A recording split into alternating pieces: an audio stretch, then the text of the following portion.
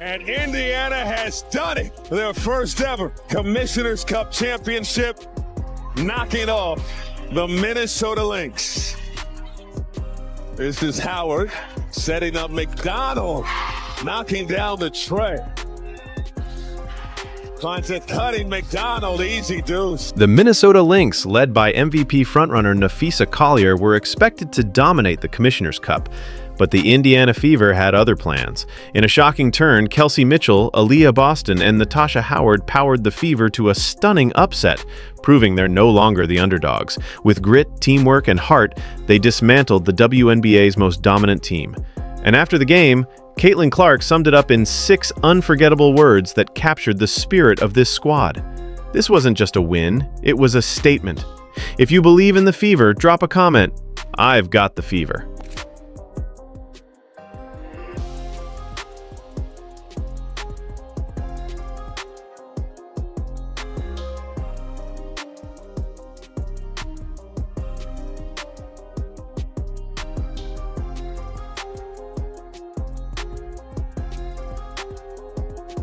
The Indiana Fever walked into the Target Center for their first ever Commissioner's Cup final with a roster hanging by a thread. Their superstar sophomore, Caitlin Clark, who had carried the team all season, was sidelined for the 3rd straight game with a stubborn groin injury. This wasn't just any absence. She was their top scorer, their playmaker, the face of the franchise, and the reason arenas across the country were sold out. Without her, the odds felt stacked against them. With Caitlin and her status, just how did she look? How did she feel today during shoot-around? And is she making progress and getting closer playing? She's making progress. You know, I think, again, top of mind, I think I told you this afternoon, is just long-term. You know, making sure that we don't have any setbacks. You know, making progress and feeling good are 2 different things, and we want to make sure that she feels good. We want to make sure that she's confident. We want to make sure that we're not putting her in a position to have any setbacks, and that's the priority right now. Then there's the DeWanna Bonner situation that stunned everyone. The Fever brought her in as a seasoned veteran to provide leadership and stability. Instead, she walked out after just 9 games and was waived. It felt like a complete betrayal, abandoning her teammates when they needed her the most. Hey, Fever, love. I miss you. Now let's talk about who the Fever were up against. The Minnesota Lynx were just a good team. They were absolutely dominant. With a 4-1 record heading into the game, they were the best team in the WNBA and the reigning Commissioner's Cup champions. They were playing at home in front of a sold-out crowd led by MVP frontrunner Nafisa Collier. The atmosphere was electric and confidence was sky high. Las Vegas had Minnesota favored by 4 points. 14. The basketball world had already buried the Fever before tip-off. Sports analysts called it a mismatch, a guaranteed blowout. With Indiana missing key players, especially Caitlin Clark, many said they didn't even belong on the same court as the Lynx. DeWanna Bonner was brought in for leadership. She was brought in for leadership. And do you want to know all that these young players learned from her? If things don't go your way, refuse to show up, continue to get paid a max contract while you are sitting out, refusing to play. She got benched, she couldn't handle it, I want out. She's not playing well, she's getting criticized, I want out. Here's where things got brutally tough for the Fever. This was supposed to be a historic moment, their first ever Commissioner's Cup final, but everything that could go wrong did. Key players were out, the pressure was suffocating, and the spotlight was intense. Every critic expected them to crumble. It felt like David versus Goliath, only this time David showed up with a broken slingshot and half his army missing. The Fever weren't just underdogs. They were barely standing going into battle.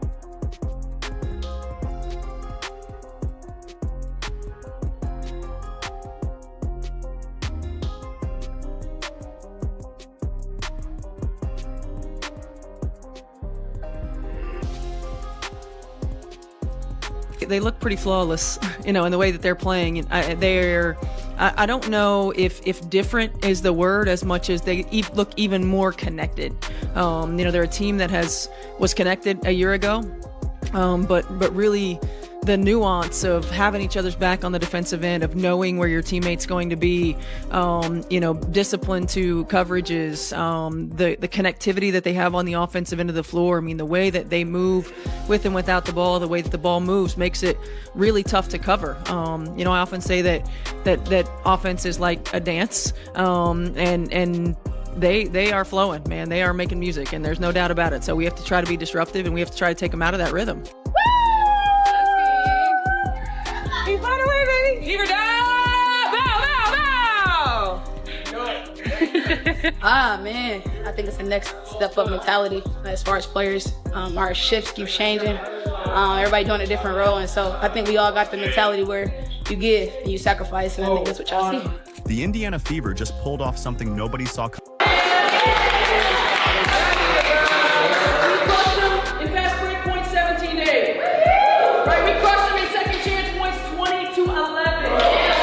Okay, all of those things, y'all, all of those things are winning in the margins. Right, winning in the margins. And when it comes down to tough games, when it comes down to gut check games, and this was a gut check back against the wall game for us. But I'm so proud of you guys and the way that you respond. Okay, Kels, man,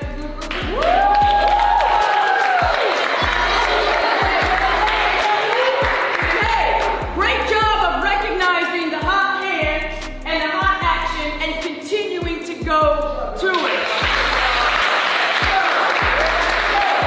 AB career high 31.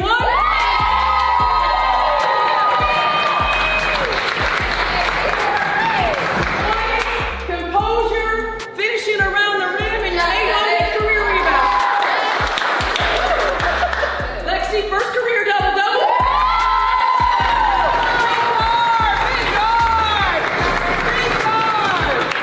Career high 11 rebounds.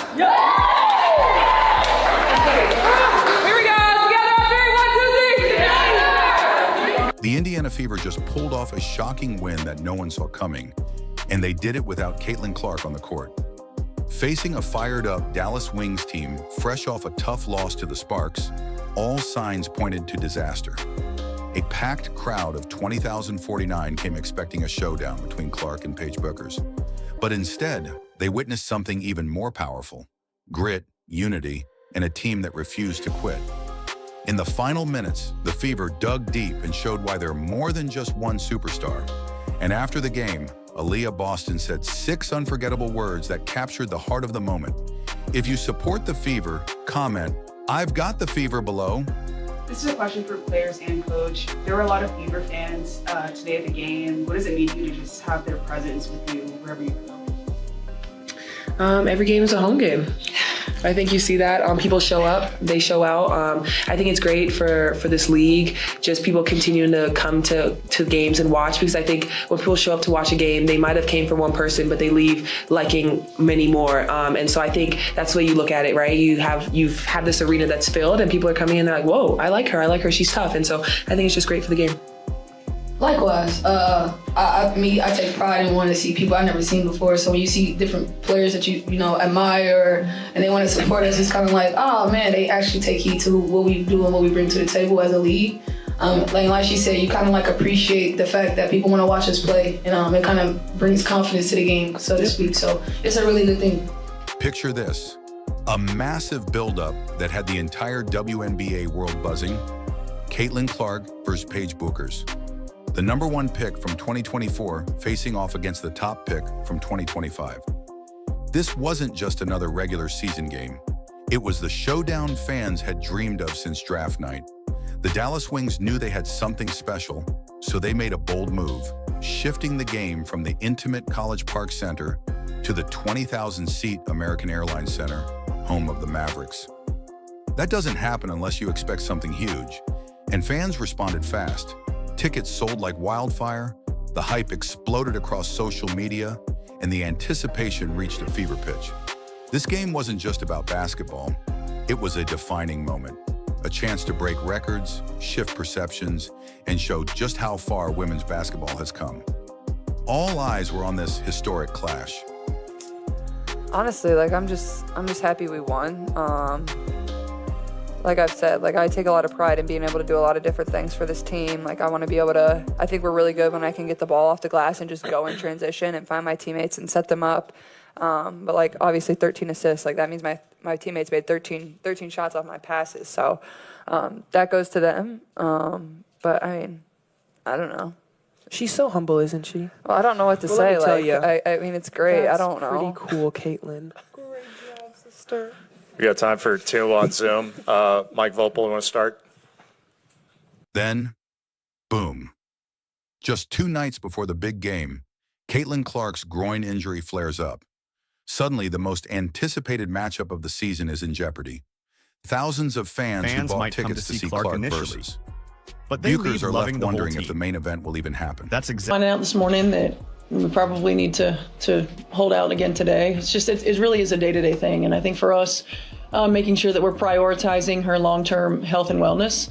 You know, it's anybody who's had some of these types of injuries understand that sometimes it's a process.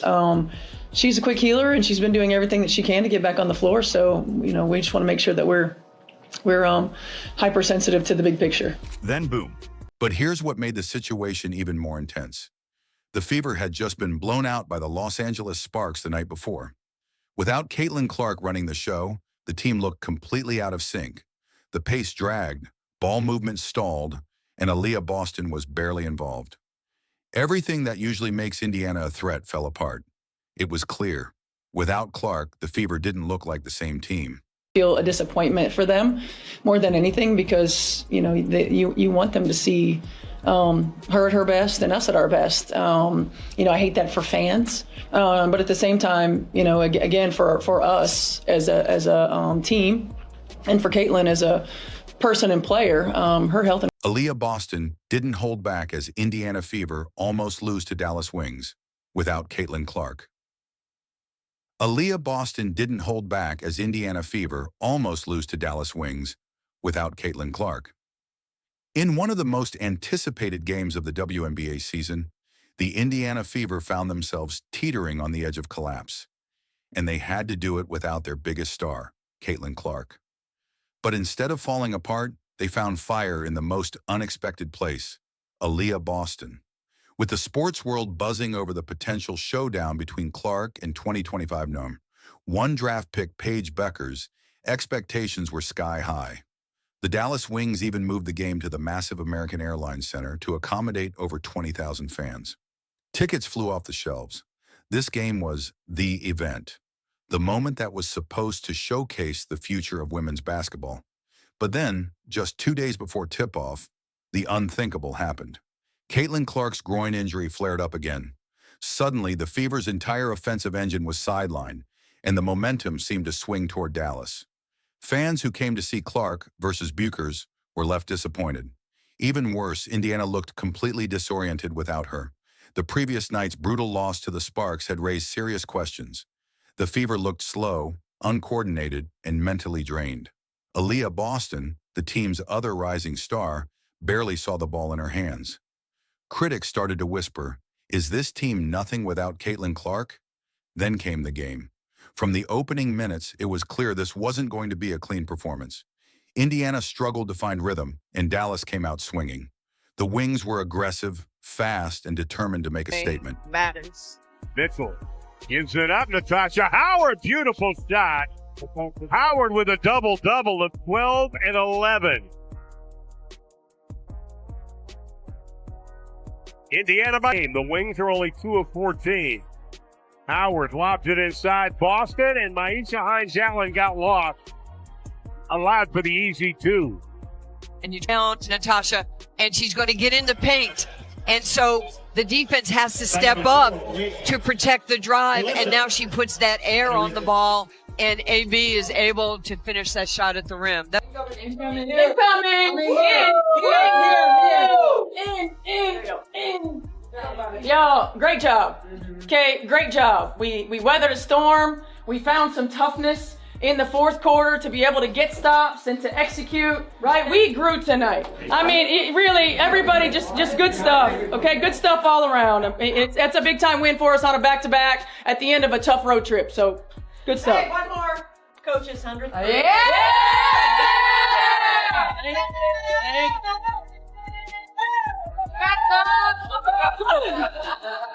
All right, let's go.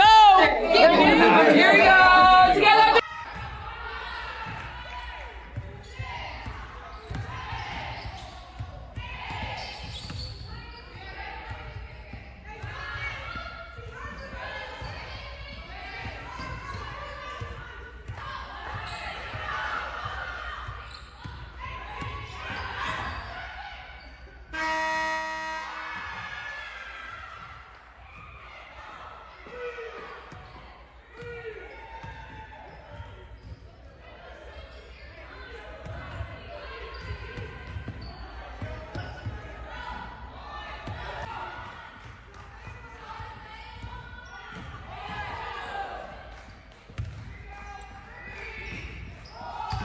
This is a question for players and coach. There were a lot of Fever fans today at the game. What does it mean to you to just have their presence with you wherever you go? Every game is a home game. I think you see that. People show up, they show out. I think it's great for this league, just people continuing to come to games and watch, because I think when people show up to watch a game, they might have came for one person, but they leave liking many more. And so I think that's the way you look at it, right? You've had this arena that's filled and people are coming in, they're like, whoa, I like her, she's tough. And so I think it's just great for the game. Likewise, I take pride in wanting to see people I've never seen before. So when you see different players that you admire and they want to support us, it's kind of like, oh man, they actually take heed to what we do and what we bring to the table as a league. Like she said, you kind of like appreciate the fact that people want to watch us play, and it kind of brings confidence to the game, so to speak. So it's a really good thing.